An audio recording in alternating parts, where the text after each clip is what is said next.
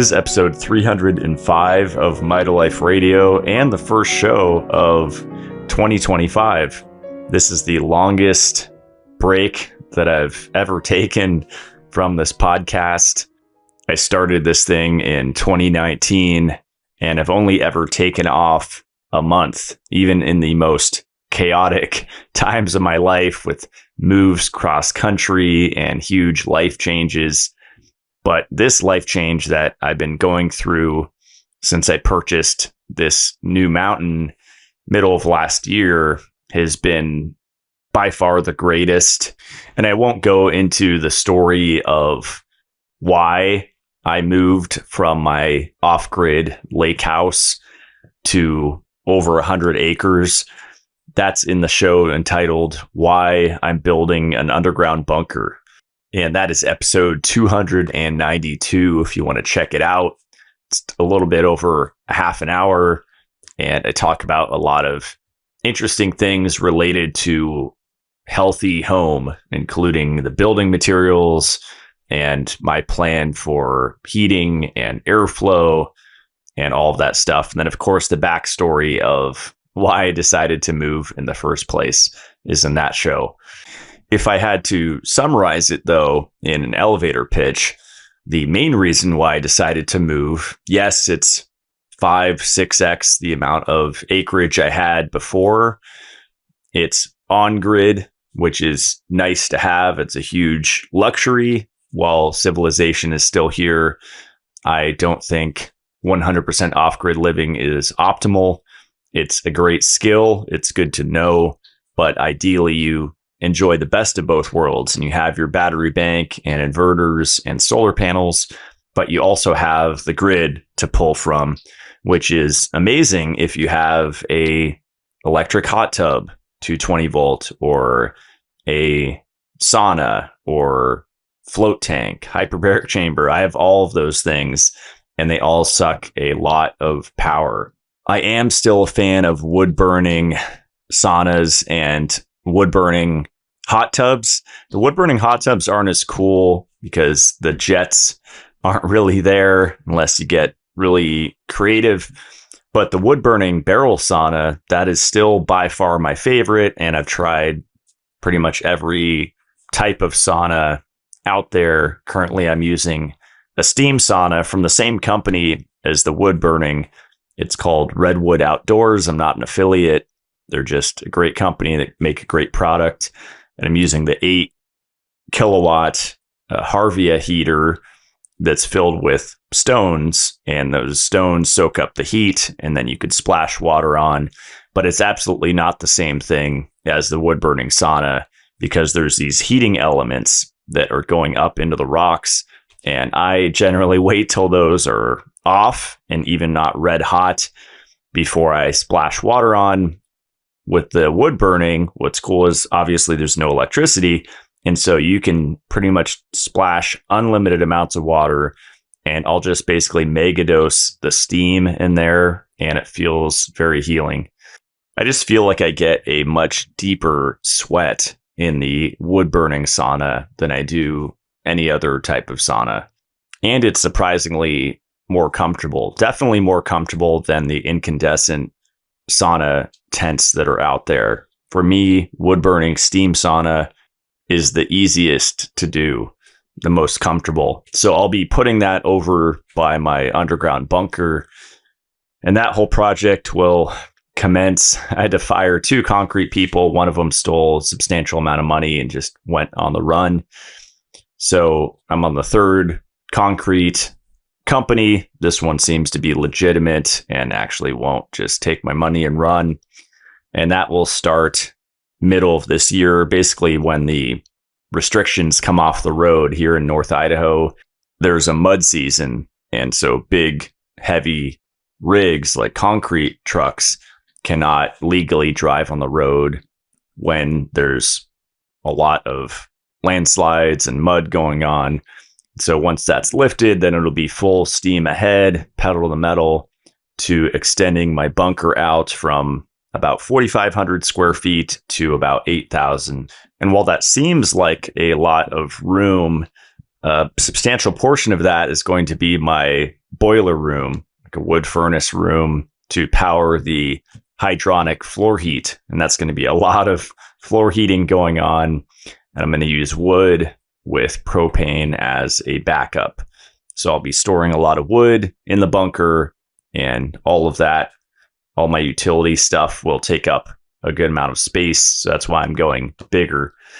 But the main reason why I'm doing this and why I gave up the lake, you can always build a new lake if you have a source of water and a lot of land like I do. Pretty sure there's a couple springs I could tap here this year. Last year, I tapped 2 wells on the mountain, and it's just cool to bring more water to it because it was pretty dry when I closed on this property. That's actually one of the main reasons why I moved up here right before COVID. I craved not only better gun laws than California, but I wanted clean air and clean water, and they're both abundant up here. Those actually are commodities down south, especially in Southern California. Every time I go down there, the air quality is not good and the water quality is not good. So up here in the far north, both of those are incredible. And just the environment to me is much better, especially for my genetics. Maybe not for yours, but for mine. I am a mountain man. I'm a forest person. I am definitely not a beach or a desert person. Both of those wipe me out. And I feel really charged up when I'm in the mountains. It's probably due to different electrical charge in the air, terpenes being released from all of the trees. Definitely a combination of things. But I feel like taking it to the next level with your living space, because even if you're in this environment and you live in a log cabin or stick frame cabin or whatever, a lot of homes have mold. And when there's wildfires, I mean, it just engulfs a cabin because it's built of kindling, essentially, just lights up like a Christmas tree. So to me, that's not a very smart design to build a building out of wood. Just doesn't make sense to me. So I'm going with a concrete structure in the form of a underground bunker that I'll be using shotcrete to round out the edges in there. I won't just be in this rectangular box underground. I'm actually going to make it look really aesthetic and feel really nice with rounded corners everywhere. Pretty much take out all the right angles and then put a geodesic dome on top that's made of a ceramic material that's similar to the structure of bone. That's pretty much fireproof, mold proof. It breathes, just a ton of benefits. So only living in concrete and ceramic, I will have no issue with wildfires. I mean, if one engulfed my entire mountain, I could just go in the bunker, hunker down. Of course, I'd have to have some air filtration system set up and some logistical stuff, which I'm still working on, airflow, but it's a lot safer than being in a log cabin.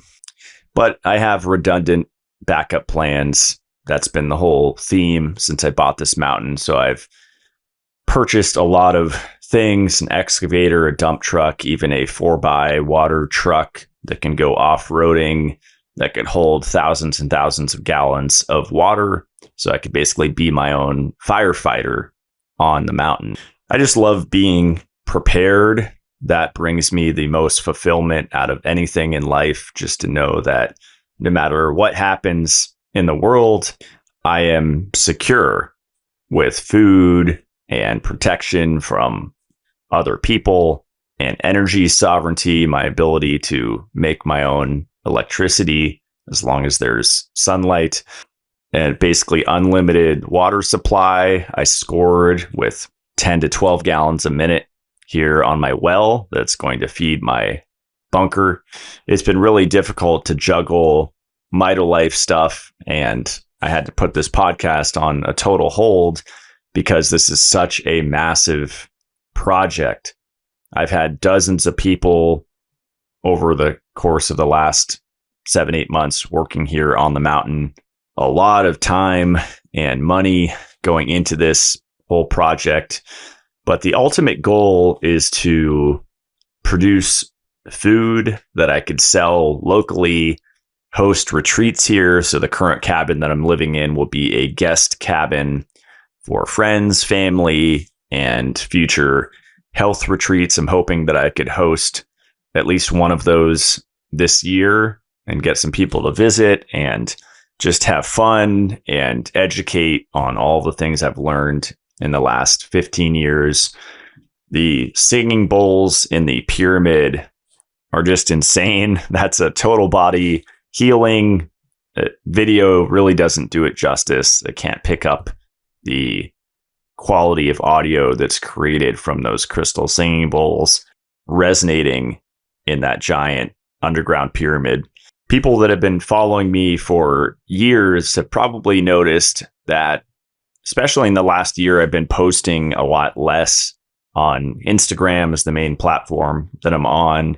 I've just become burned out, and I feel like I'm finally coming out of that. But I had a pretty extreme period of just being over social media and people that have their business on there, where that's where they share information and share what they're providing for people to purchase. And there's that energy exchange. At least every month, I have people that get angry that I don't respond to a direct message, that they send me a private message. And I have hundreds or thousands that I've not responded to. And it's just impossible for me to keep up with those. So that's why I do this podcast and I do live Q&As. And I try to point people to those because that's where I could rapid fire answer a lot of questions for people. And just know that I don't have all the answers. Obviously, I've been saying that since I started my health journey 15 years ago. There are people that pretend like they do, maybe the bioenergetic repeat people. They talk about having a concrete framework for understanding health in context of repeat's work. And I think that's a religion. I think it's a cult. I think those people are very close-minded. And that goes for any of the health cults. You have the carnivore cults, the keto cults, vegan, fruitarian, the detox cults, whatever it is. I've just noticed over the years, and it's really sad to see that people fall for this kind of tribal, they want to be a part of something bigger than themselves. And so they join these groups. And I've fallen into it myself. And I only recently have permanently left that arena a couple years ago and actually just stopped demonizing every supplement, which is a concept because the repeat bioenergetic people, they demonize cod liver oil quite a bit, and they equate it with fish oil, which is total BS. Cod liver oil, especially from Rosita brand, is medicinal, especially for Europeans with Nordic ancestry, Viking ancestry. It is antifreeze. It's mammalian antifreeze. And who cares all of the effects of PUFA if we've evolved consuming it? And so me living in the far north where it gets down into possibly negative 30 degree Fahrenheit temperatures, the repeaters would crap their pants if they were in that temperature. They all live in warm areas, Mexico, the tropics, because they're not taking cod liver oil. If you're living in the cold, you need cod liver oil. And of course, balancing it with vitamin E is crucial because vitamin E protects from the vitamin A toxicity that everybody freaks out about. So this is a big part of my education. It's balance. It's strategic supplementation. It's taking the right supplements. It's not having any fear around these topics. And although I've studied less than I have in the last 15 years as far as keeping up with podcasts and reading health books and listening to health lectures like I've been doing pretty much nonstop for years, I've taken a huge break the last year and a half from that. And it's actually been really useful for me because I'm learning by face-to-face interactions with people here in Idaho and seeing what works really on a personal basis, which to me beats any scientific study, to actually see with my own eyes the beneficial effects of supplementation on healing disease, on alleviating someone's symptoms completely and permanently. Because people say, oh, a pill is just a Band-Aid fix. It's not fixing the root cause. No, it's fixing the root cause. That zinc that I gave my friend Bill was the root cause of his chronic bleeding ulcers. And what's cool now with me having the Oligo scan, which is spectrophotometry, check out the show that I did with Jeff Leone. I had a few shows on the Oligo scan and also how zeolite works with it. Talking to Jeff Hoyt, I had on my show twice. Definitely listen to the first show that I did with him on powdered zeolite and how that reduces metals safely without stressing out the body deep in the tissues, the organs, the glands. So I'm going to have a couple living with me on the mountain as the groundskeepers, and they're bringing their own chickens and cats and dogs and horses, and they're going to actually help me have a farm up here where I could actually create products to sell locally using the best filtered water and really just up the game. I can't do all of this alone, especially on 130 acres. So that's why I have them, Jared and Andrea, and they are awesome people. And I'm going to be helping them with their health, largely using the Oligo scan, the zeolite, and the Mitolife supplements. And I expect their gut health to go through the roof, their memory to improve, and just overall improvement in health by lowering these heavy metals in the tissue. It's funny that some people, like in the Reiki community, say that heavy metal detoxification really isn't important. And as long as you're supporting your metabolic rate and thyroid function, that metals are secondary and you shouldn't take chelators and binders and all of these things. It's just hilarious because that is absolutely false. And it's proven false by the results that people get from working with hair tissue mineral analysis practitioners and seeing a remission of tons of different symptoms that you wouldn't think are even related to heavy metal toxicity. And then same with the zeolite and the spectrophotometry, just insane results and improvement in overall health.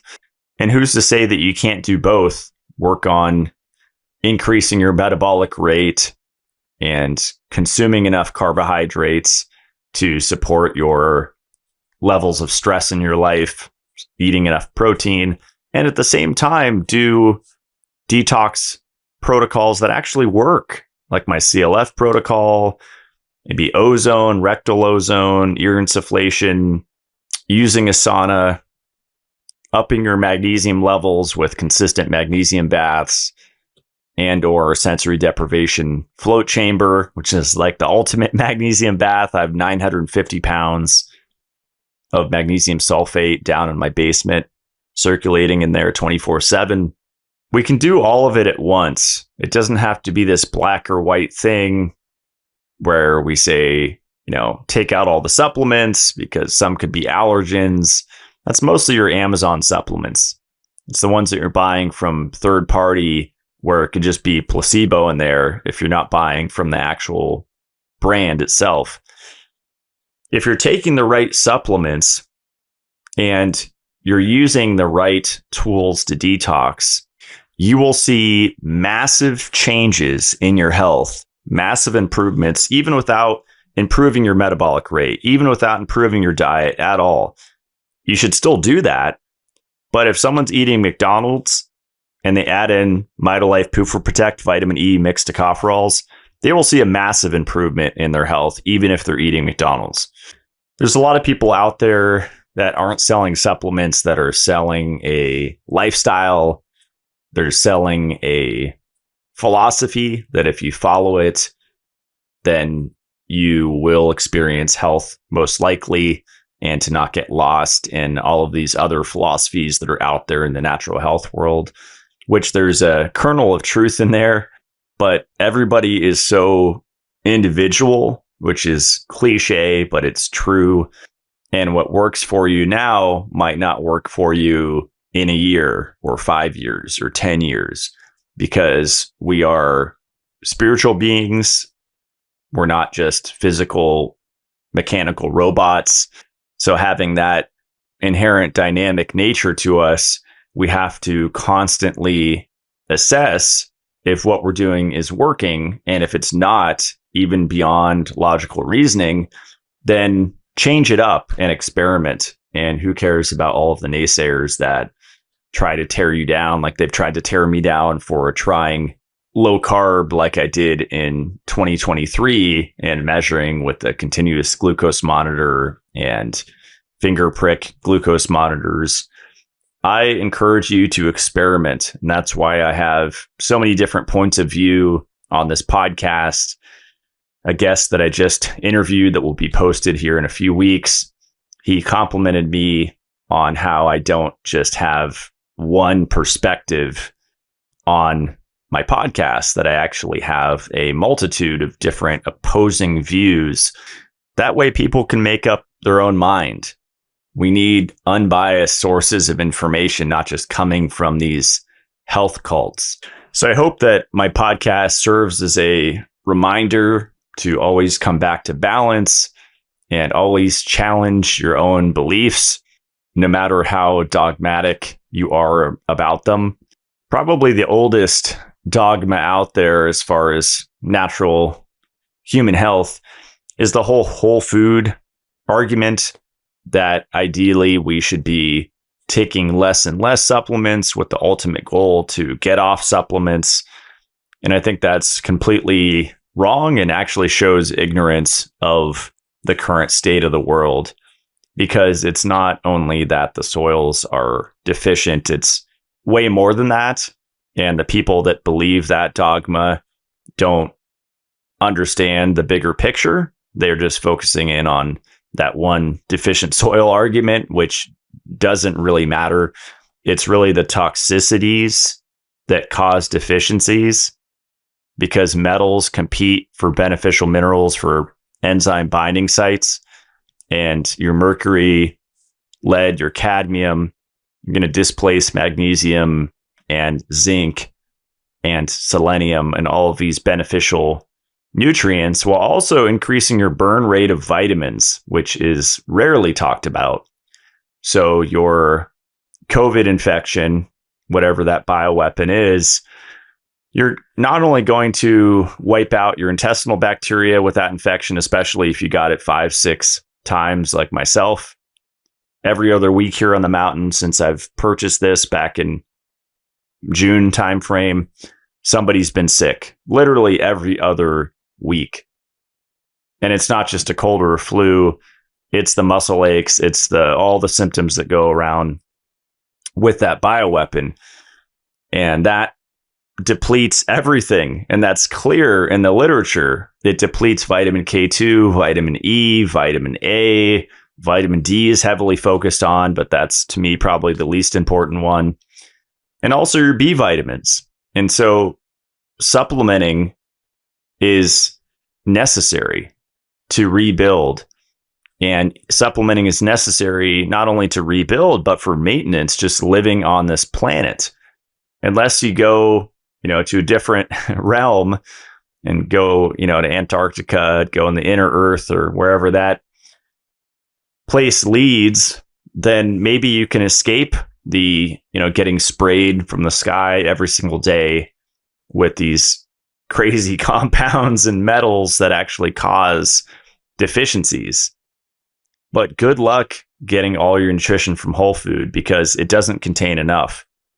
Sure, get your carbs, proteins, fats, eat a lot of animal foods, fruits and vegetables, eat a variety of different foods, but don't expect to get all of your vitamins and minerals from those. It's just not going to work long term. I've seen it time and time again. People trying that, coming down with cancer and really serious diseases. It's because they're not taking the right supplements. And you stack on that, they're not drinking the right water, which should be filtered, deionization, remineralized with magnesium. It's a lot of the stuff that I've been talking about for the last 5 years on this podcast. So I'm going to wrap it up now. I just wanted to make a quick announcement that I'm back. I have a lot of really exciting shows for you guys the next few weeks, and then I will get back into long form solo shows. A lot of people have been requesting that I bring those back.